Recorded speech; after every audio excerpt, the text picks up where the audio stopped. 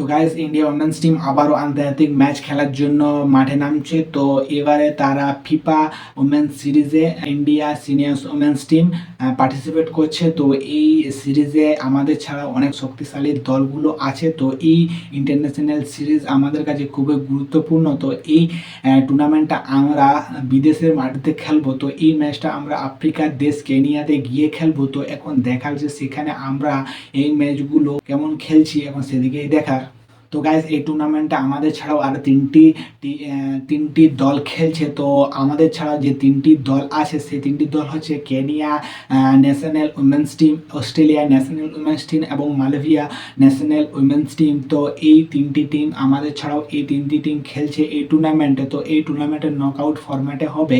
তো যে team match জিতবে তারা ডাইরেক্ট খেলবে ফাইনাল, এবং যারা হেরে যাবে তারা বেস্ট থার্ড প্লেস ম্যাচ খেলবে। তো এখন দেখার যে আমরা ফাইনাল খেলছি না থার্ড বেস্ট ম্যাচ খেলছি, এখন সেদিকেই দেখার। তো এই টুর্নামেন্টে আমাদের থেকেও শক্তিশালী টিম আছে যেটা হচ্ছে অস্ট্রেলিয়া। তো অস্ট্রেলিয়া এই টুর্নামেন্টে থাকার কারণে এই টুর্নামেন্টের গুরুত্ব আরও বৃদ্ধি পেয়েছে। তো এখন দেখার যে আমরা এই টুর্নামেন্টে কেমন ফলাফল করতে পারছি এখন সেদিকেই দেখার।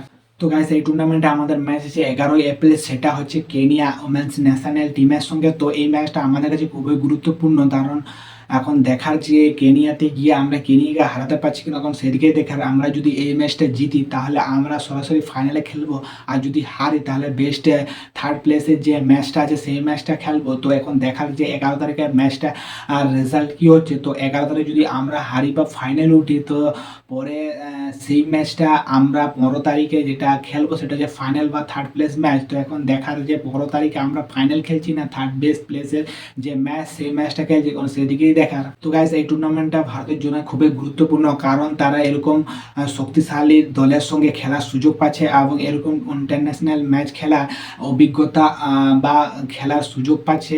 আমাদের কাছে খুবই গুরুত্বপূর্ণ। এরপরে যেসব ইন্টারন্যাশনাল ম্যাচ খেলবো যেটা হচ্ছে এএফসি এশিয়ান কাপ বা ওয়ার্ল্ড কাপ কোয়ালিফায়ার, তো সেই সমস্ত ম্যাচগুলোর জন্য আমাদের তো অভিজ্ঞতা এবং আত্মবিশ্বাস বৃদ্ধি পাবে। এখন আমাদের দেখা যে এই টুর্নামেন্টে আমরা কতটা ভালো রেজাল্ট নিতে পারছি এখন সেদিকেই দেখার।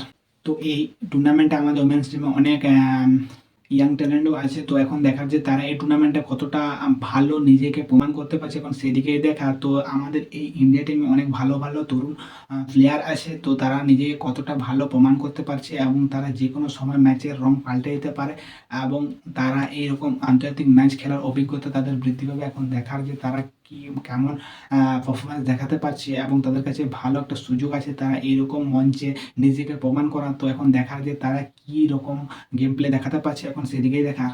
তো গাইস, তোমাদের কি মনে হয় ইন্ডিয়া কি পারবে এই টুর্নামেন্ট জিততে? তো তোমাদের অপিনিয়ন কমেন্টে জানাও। তো ঠিক আছে গাইস, যদি ভিডিও ভালো লাগে থাকে তো ভিডিওটাকে একটা লাইক করো। এরকমই ইন্ডিয়ান ফুটবলের আপডেট পেতে এই চ্যানেলটাকে সাবস্ক্রাইব করতে ভুলবে না। তো ঠিক আছে গাইস, দেখা হচ্ছে নতুন কোনো ভিডিওতে।